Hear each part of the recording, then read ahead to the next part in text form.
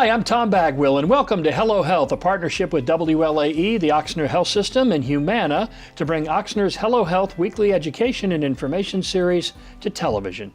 Tonight's topic, advances in the imaging and diagnosis of prostate cancer, as well as innovations in personalized cancer therapy. Our guest is urologist Stephen Bardot. First, some background. Dr. Stephen Bardot is the chairman of the Department of Urology at Ochsner. He attended medical school and did his residency work at Kansas University. His fellowship in urological oncology took place at the Cleveland Clinic. And it is our pleasure to welcome back to Hello Health, Dr. Stephen Bardot. Good to have you with us on the program. Yes, thank you, Tom. It's great to be back. Yeah. Thank you. So let's start with how common prostate cancer is. Certainly for men, it's the one cancer that most men talk about or are exposed to. Yes, it affects more families than any other cancer from a male perspective. In the U.S. last year, over 260,000 men were affected with prostate cancer. Or, I'm sorry, 164,000 men were affected with prostate cancer, which is enough to fill the Superdome twice plus, and over 20,000 men died from the disease. So it's an incredibly common problem for U.S. males. At this time, almost 3 million men in the United States are actually living with prostate cancer, so it affects a lot of men and their families. What about in Louisiana? It's a big problem here also. It probably wouldn't surprise you that Louisiana is the second highest cancer rate, prostate cancer rate in the United States, and has the seventh highest rate of death from prostate cancer. So it's a particular problem in Louisiana and other southern states around here. Has it been studied why the numbers are higher in Louisiana and why the fatality rate would be higher? We don't know for sure. We think part of it is a higher proportion of African Americans to Caucasians, and then probably also has something to do with fewer men getting prostate screening and catching it early when it's curable versus catching it later in the disease course when it's more likely to cause problems. You mentioned a couple of the risk factors. Kind of go through them all for us, if you would. Sure. Risks for prostate cancer. One of the big risks is age. Although we do see prostate cancer in men in their fourth and fifth decade, it definitely gets more common as we get older. About 60% of men with prostate cancer are diagnosed after the age of 65, and so as we age, the risk of prostate cancer goes up. As already mentioned, African Americans have a higher rate of prostate cancer than non-African Americans, about 60% higher. Also, some other risk factors that we're aware of, family history. About 10% of the cases in prostate cancer are from men who've got it in their families. And so for men whose father or brother has prostate cancer, we estimate that they probably have a 2 to 3 times higher risk of developing prostate cancer than men without that family history. We also have learned in the past that chemical exposure, for instance, in the Vietnam War, men who were exposed to Agent Orange have a higher risk of prostate cancer. And then we think that in the U.S., one of the reasons the rate is so much higher here is our diet. The Western diet, which is higher in red meat and saturated fats, seems to predispose to prostate cancer as well as heart disease and some other maladies that are more common here than in other countries. As you have educated and others have done so on this program, the prostate is always growing, right? Yes. But that doesn't necessarily, and that sometimes can be an indicator of prostate cancer, but just because you have an enlarged prostate does not necessarily mean you have prostate cancer, correct? Exactly right. Once we hit puberty, our prostate starts growing and never stops. And most of the time, that is just benign growth that may affect urination in some ways. But prostate can, just as the enlarged prostate gets more common as we get older, prostate cancer similarly gets more common as we get older. And so that's the key of sort of working with your family doctor to make sure we're getting our PSA checked and the prostate checked to make sure nothing unusual is going on. How's prostate cancer usually diagnosed? Since the 1980s, prostate cancer is always diagnosed with biopsy. So a PSA test alone or an X-ray alone doesn't make the diagnosis. We actually need tissue to prove it. And the way we've done that since the mid-1980s is to use a prostate ultrasound. It's a small probe that allows us to look inside the prostate, much like a mammogram allows us to examine breast tissue. And that is how we typically will examine the prostate as well as guide our biopsies to suspicious areas.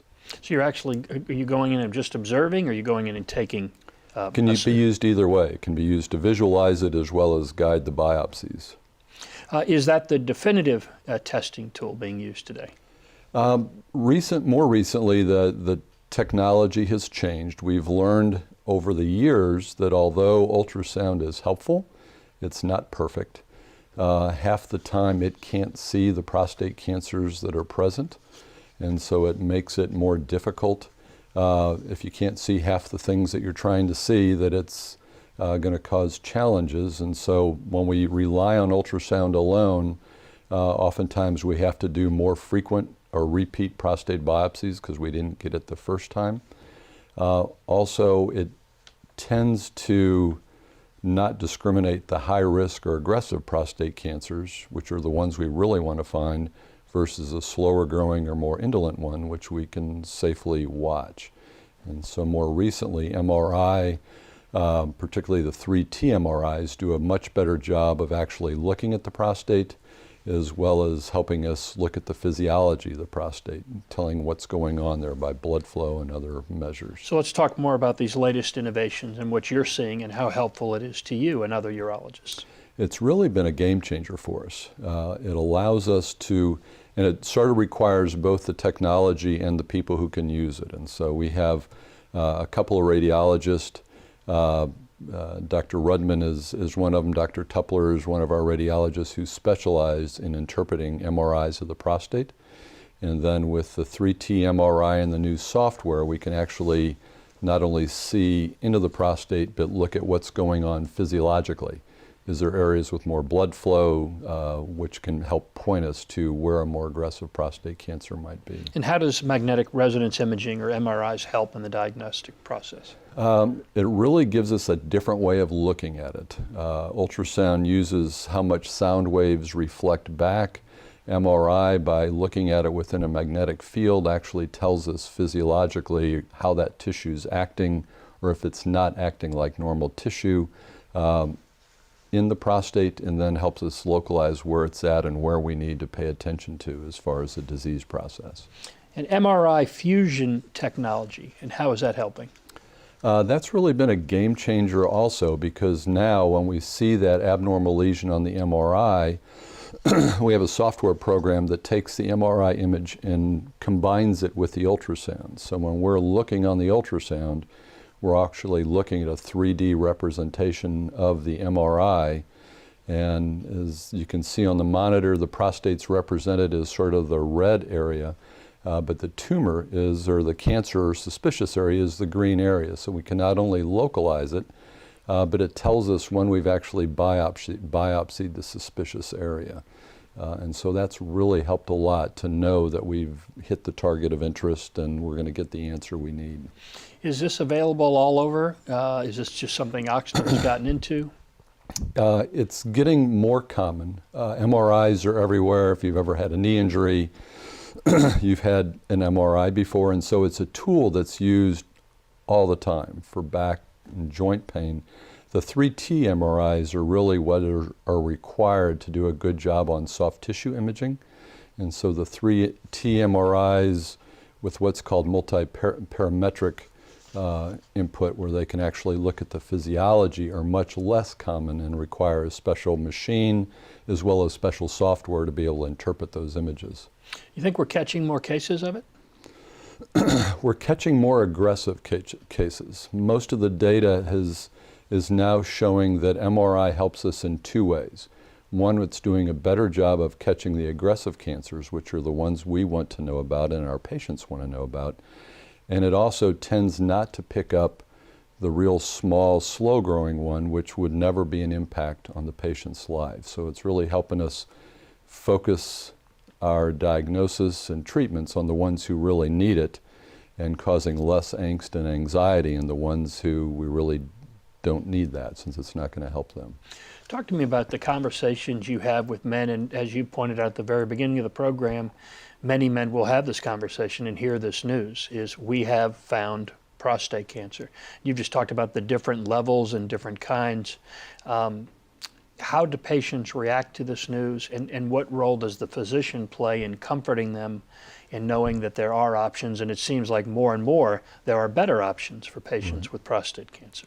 Yeah, I think the key is, as medicine is changing, if we look historically, we based all of our conversations on the last 100 patients we had seen and what it looked like on radiographs or x-ray, what it looked like under the microscope. But we've learned that Mr. Smith's tumor, although it may look similar under the microscope, may behave very differently than Mr. Jones' tumor.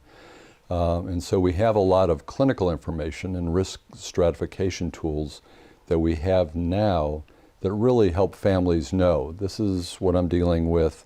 These are the risks of this tumor impacting me over the next 10 years.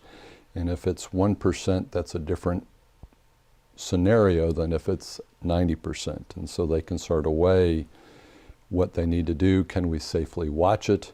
Or do we need to be more aggressive? And that's where both the imaging modalities as well as some of the new genomic tools that we're using can help steer patients and give them better information to make a better decision for their health care. And the tumors themselves may be the same, but Mr. Bardot is not Mr. Bagwell, and how Mr. Bagwell reacts and how Mr. Bardot reacts may be two completely different ways, right? Absolutely. And that's why I think in the best case scenario, it's usually not just the patient in the room, but their spouse and maybe other family members, so that everybody is at the table. There's 6 ears listening rather than 2, and really can really phrase it of, well, this is what it's likely to be your impact, and these are our options for how we can deal with this going forward. Dovetails nicely. Our guest is Dr. Stephen Bardot, urologist, and tonight we're talking about prostate cancer and the different ways and new innovative ways it's being diagnosed, obviously treated as well, and personalized cancer care. So this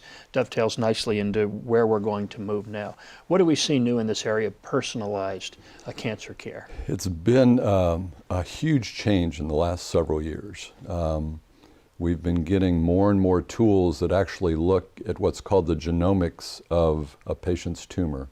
And so typically that involves taking the tissue we got from the biopsy and actually analyzing the genes that are in that tissue to tell us how it's going to act going forward.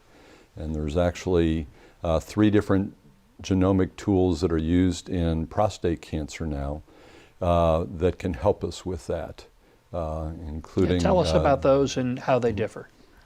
So there's 3 different tests that have been researched well enough that we know that they work, we know that they add value, and there's enough information there that most of the insurers are now covering that.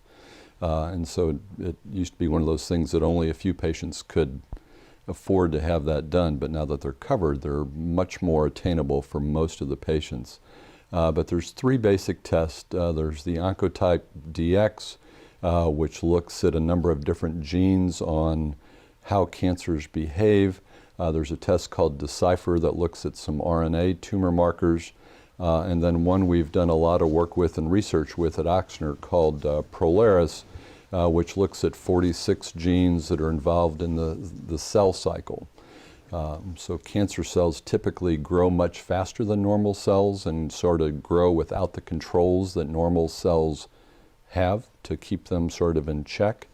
And so the Polaris test actually looks at what is the engine, the genetic engine in these cells. Does it have the engine to grow really rapidly over the next couple years and cause problems? Or is it more indolent and isn't going to cause problems down the road? When do you know which test to use, and is there times you'd use a combination of these tests? Generally, you pick one. We've worked with all the tests that are out there. One of the challenges we have with these tests is when we look at a lot of their initial testing, it might be done in the Netherlands, it might be done in some other part of the United States. And it may not be checked on both African Americans and Caucasians. And so we did a lot of work with Polaris here because almost 40% of our patients are African American, and found that this tool worked just as well for African Americans as it does for Caucasians. What are the challenges we face for prostate cancer in treatment decision making? Yeah, there's two real challenges that we deal with. One, it's estimated that anywhere from 30 to 50% of men who are diagnosed with prostate cancer, their tumors are so slow and so slow growing that they may never need treatment, and we can safely watch those tumors over the years using the PSA test, using the MRI, and if and when the tumor looks like it's changing, we can do therapy there. So we avoid side effects from treatment until we absolutely know they're needed. I'm going to die of, in many of those cases, I'm going to die of something else. Yes, right? yes. Yeah. We're all going to die of something. That's right. The key is knowing which ones prostate cancer is not going to be a factor for. Mm-hmm.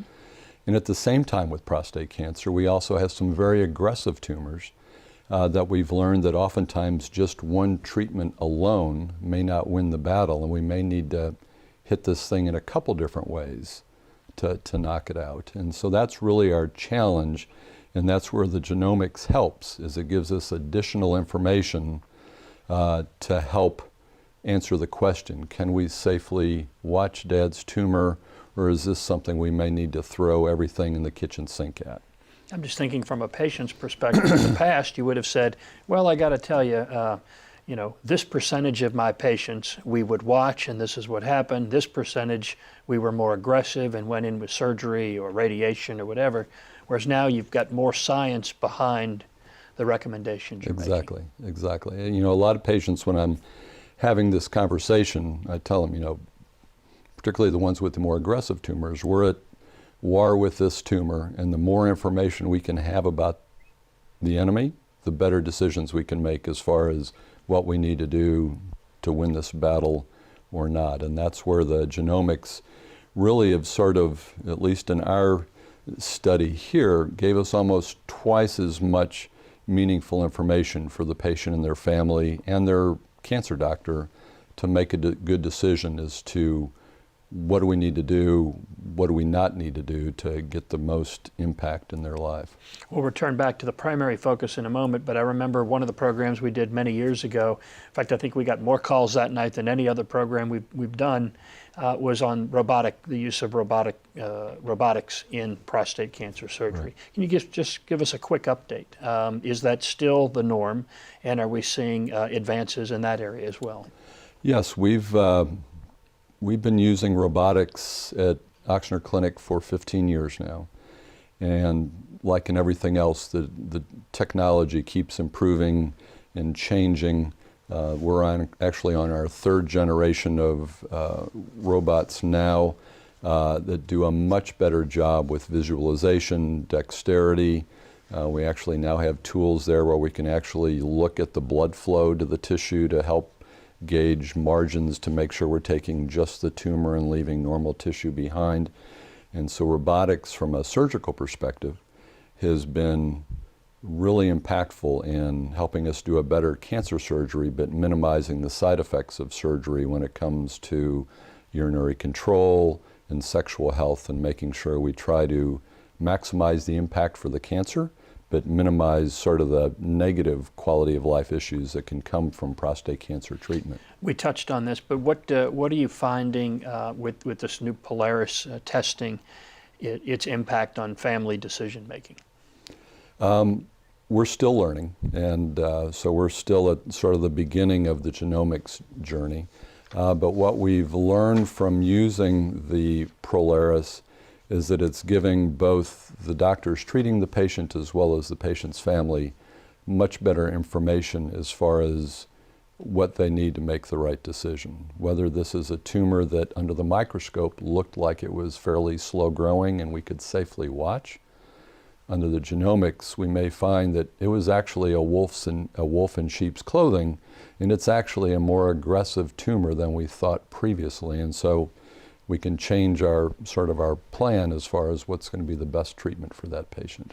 And what are you finding? What have you learned at Ochsner about the impact of the Polaris test on prostate cancer? It was I was actually surprised how often it changed what we knew. I thought it was going to be sort of a 10% game changer, and we actually found that over 50% of the time it gave us information we didn't know before. Most of the time it was telling us a tumor that looked like it was going to be sort of a sissy, and it wasn't going to be anything we had to worry about. When we looked at the genetic engine, that's like, this thing can really cause problems down the road. We need to rethink about it.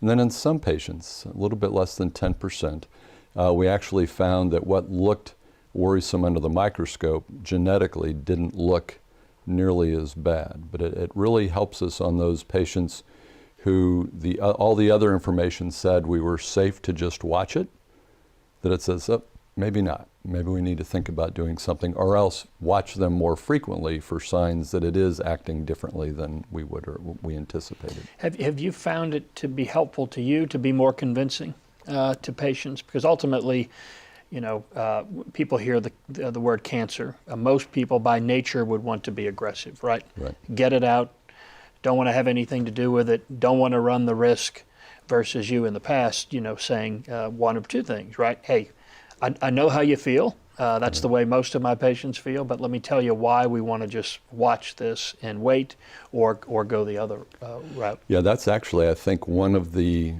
biggest challenges I have as a clinician, because obviously I don't know if there's 6 letters in the English language that are more frightening than cancer. And so when people hear that applied to themselves or to their loved one, they want it out, or they want to use radiation, and that's their first knee-jerk reaction. And so oftentimes, particularly for those ones with the very small, slow-growing tumor, getting them to the point where they can feel comfortable that we're going to do a good job working together to keep an eye on things. And that's also a key point, is they know this, even non-treatment, is a journey we've got to go down together. And so it's not, I'll see you in 5 years. It's every 6 months we're checking a blood test. Probably in another year we'll repeat an MRI. And then we revisit that conversation down the road, because we found that in time, even if that first conversation is successful and they say, oh, that's great, when that next PSA test comes back, the whole anxiety issue blooms again, and so we have to sort of go through the conversation. And some folks, just because of how they can deal with it, even though the cancer data tells us we can safely watch it, we may wind up treating it just for their peace of mind so they can get on the other side of this and sort of live their life again. We talked about robotic surgery, but in the cases where there is going to be treatment, it's not just going to be surveillance, is this new testing information that we're talking about tonight helpful in deciding which treatment option to use? Yeah, we actually learned that it was helpful. The 2 main curative therapies that we have in prostate cancer for localized disease are either prostate cancer surgery or radiation therapy. And we found that the genomics actually helped predict which patients were going to do well with either treatment, and also similarly which ones probably weren't and might need to think of something else or do something in addition to one therapy or the other. Encouraging signs. Yes. Glad to know there's good news on the horizon, and look forward to more when you come back to be with us. Dr. Stephen Bardot, thank you so much. Thank you very much, Tom. That was always great. Interesting, terrific guest. I want to thank Dr. Bardot for the education and information he's provided tonight, and for his work in the Ochsner Health System. To make an appointment with any Ochsner physician, including tonight's guest, you can call a special number set up just for viewers of this program. Our phone number is 504-842-5669. That's 842-5669. Or you can send us an email. Here's our address, hellohealth@ochsner.org. As a reminder, you can rewatch tonight's presentation or any of our Hello Health programs on our website at WLAE.com. Ochsner's website has many of the programs there, too. We hope you'll take a look. Our thanks again to tonight's guest, Dr. Stephen Bardot. Thanks to Humana and Ochsner for making our program possible. And our final thanks, as always, is to you for your support of our program, Hello Health, and our station, WLAE. Good night.